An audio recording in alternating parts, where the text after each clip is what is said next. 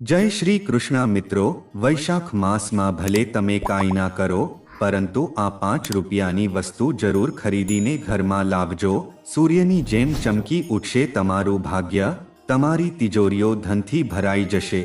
સાથે જ મિત્રો, તમારી તમામ મનોકામના થઈ જશે પૂર્ણ. મિત્રો, માત્ર આ 5 રૂપિયાની વસ્તુથી લક્ષ્મીમાં એટલા ખુશ થાય છે કે તમારા ઘરને ધનધાન્યથી ભરપૂર કરી દે છે.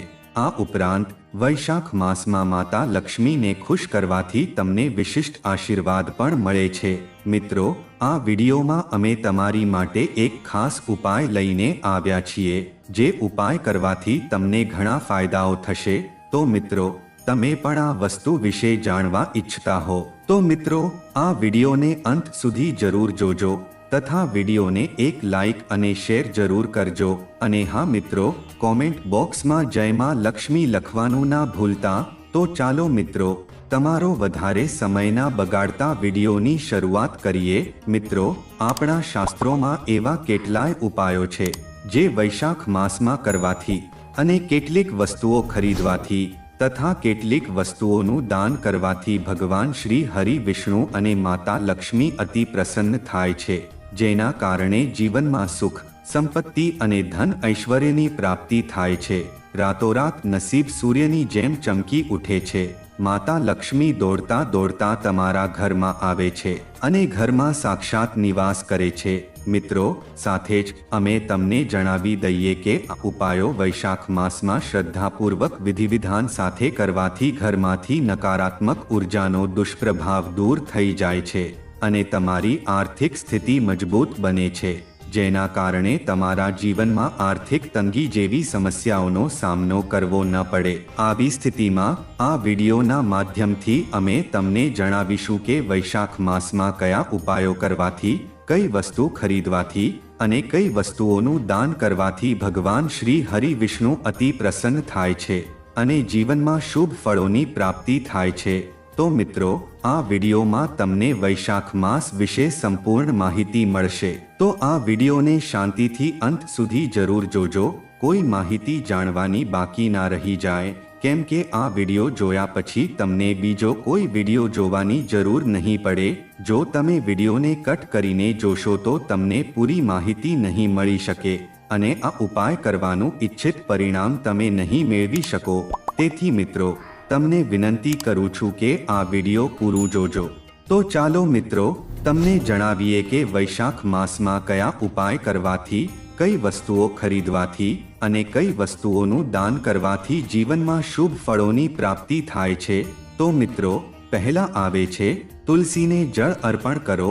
જી હા મિત્રો, વૈશાખ માસમાં દરરોજ સવારે સ્નાન કરીને શુદ્ધ થઈને શ્રદ્ધાભાવથી તુલસી માતાને જળ અર્પણ કરવું અત્યંત શુભ માનવામાં આવે છે, કારણ કે તુલસીનું આપણા હિન્દુ ધર્મમાં બહુ વિશેષ મહત્વ હોય છે.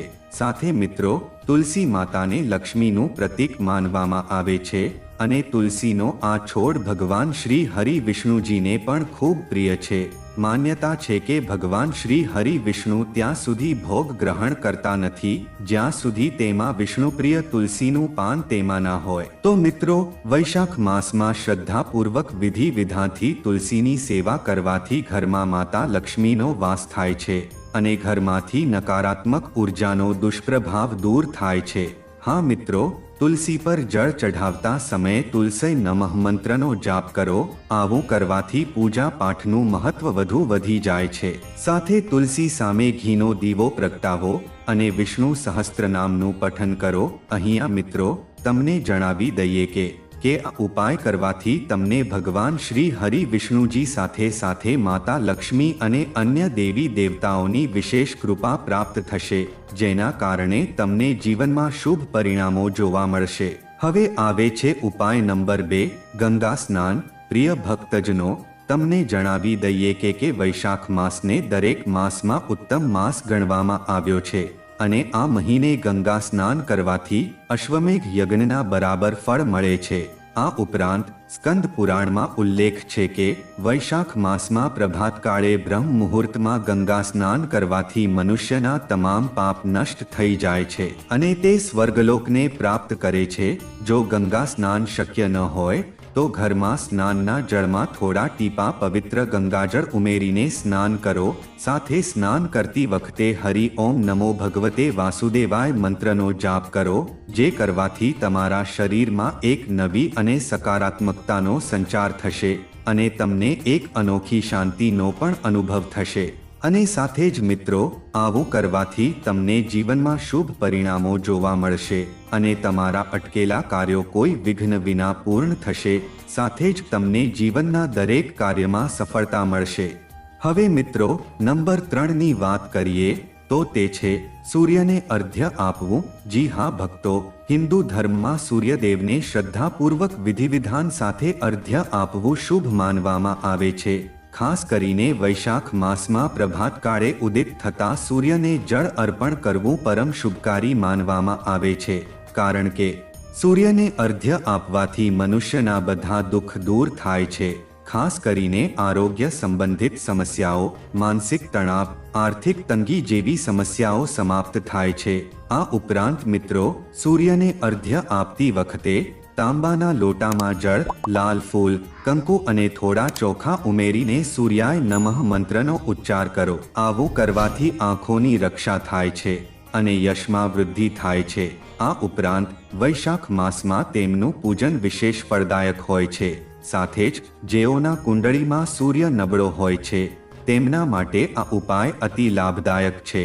પરંતુ મિત્રો, આ ઉપાય કરતી વખતે શુદ્ધતાનું ખૂબ ખાસ ધ્યાન રાખવું પડશે, નહીં તો આ ઉપાય કરવાનું ફળ તમને પ્રાપ્ત નહીં થાય, જેના કારણે તમને જીવનમાં શુભ પરિણામના બદલે અશુભ પરિણામો મળશે. મિત્રો, નંબર 4 પર આવે છે પદ્મનાભ સ્વરૂપનું ધ્યાન. જી હા પ્રિય ભક્તો, જીવનસાથી સાથે સારો સહકાર જાળવી રાખવા માટે અને સંબંધોને પહેલા કરતાં વધુ મજબૂત બનાવવા માટે વૈશાખ મહિને શ્રી હરિ વિષ્ણુના માધવ સ્વરૂપ સાથે ભગવાનના શ્રીધર અને પદ્મનાભ સ્વરૂપનું પણ ધ્યાન કરો અને તુલસી પત્ર લગાવેલી મીઠાઈનો ભોગ તેમને લગાવો. આ ઉપરાંત જો દરરોજ મીઠાઈનો ભોગ નહીં લગાવી શકો તો મિશ્રી સાથે તુલસી પત્ર ભગવાનને અર્પણ કરો.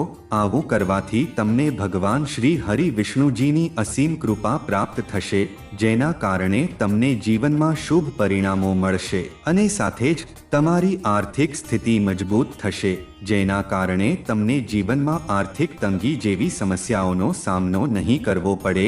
નંબર 5, પીપળ અને વટવૃક્ષની પૂજા. પ્રિય ભક્તજનો, વૈશાખ માસમાં પીપળ અને વટવૃક્ષ એટલે કે વડલાની પૂજા કરવી અતિ પુણ્યદાયક હોય છે. કારણ કે આ વૃક્ષોમાં ત્રિદેવ બ્રહ્મા, વિષ્ણુ અને મહેશનો નિવાસ માનવામાં આવ્યો છે.